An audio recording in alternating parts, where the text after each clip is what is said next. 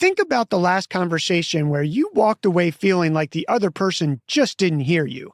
Maybe it was your partner after a long day, a colleague at work who you could tell was hearing you but not listening, a friend going through something hard. Whatever the situation, you could tell something was off in the conversation. You said the right things, you meant well, but somewhere in the exchange, the connection just wasn't there. That's not a communication problem. That's called a rapport problem, and it runs the other way too. Think about a conversation you were on the receiving end of, where someone made you feel completely understood without doing anything dramatic. No big gestures, just something in how they listened that made you think, they get me. Chances are they were mirroring you. They just didn't know they were doing it. Or maybe they did. Today we're breaking down verbal and behavioral mirroring, what it is, the science that proves it works, and 3 ways to use it in your next conversation, whether that's at work, a conversation at home, or any moment where the other person needs to feel genuinely heard before they let you in. So what is mirroring? It's subtly matching another person's communication style, their pace, their tone, their word choices, to create a sense of connection, not copying them like a parrot, reflecting their energy back in a way that says, I hear you, I'm listening, I'm with you in this. Humans do it naturally when there's genuine rapport. 2 people in a deep conversation who start leaning in the same way, finishing each other's sentences. When it happens on its own, we call it chemistry. When you do it with a purpose, it's a skill that makes the conversation better for both of you. And nobody has used it more deliberately than Chris Voss, former lead FBI hostage negotiator. The verbal technique at the center of his method: repeat the last 2 or 3 words someone just said in a calm, slightly downward tone. That's it. It signals you're listening, not just waiting to talk, and it pulls more out of the other person almost every time. A 2008 study published in the Journal of Experimental Social Psychology titled Chameleons Bake Bigger Pies and Take Bigger Pieces. Strategic behavioral mimicry facilitates negotiation outcomes, put mirroring directly to the test with MBA students running live negotiations.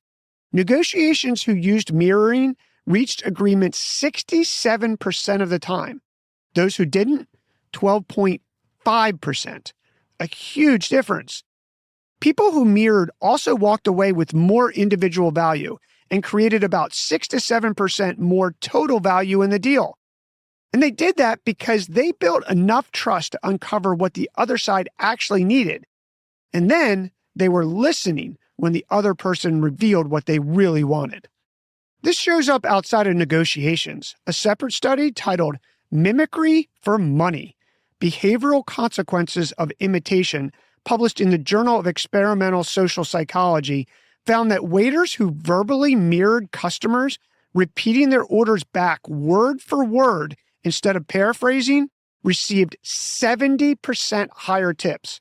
Same table, same food. The only difference was the connection that mirroring brought out. So how do you use mirroring successfully? 3 ways. First, mirror their words, not your own.